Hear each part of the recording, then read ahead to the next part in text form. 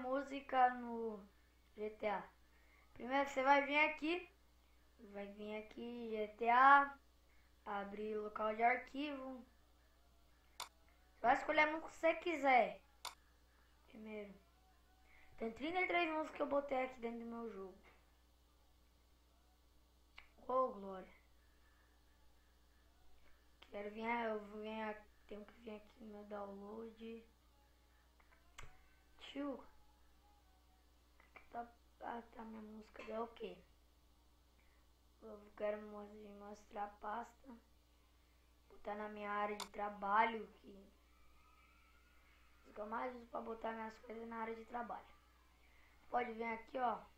Vem aqui. Copia. Copia. Oi, agora. Copia. Vem aqui, vai lá no seu GTA, vem aqui. Abrir local de arquivo. Pasta Cleo. Som 3D. Pode vir aqui e já colar.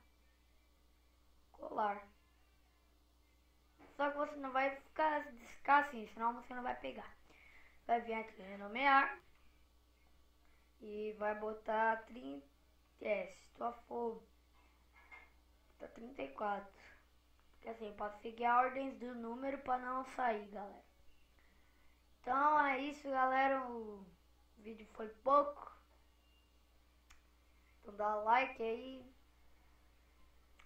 E hoje umas 5 horas eu vou estar ensinando. Tá ensinando não, vou jogar com Strike Surf, né? Vou tentar, né? Botar mais skin, galera. Então valeu, tchau, um grande abraço.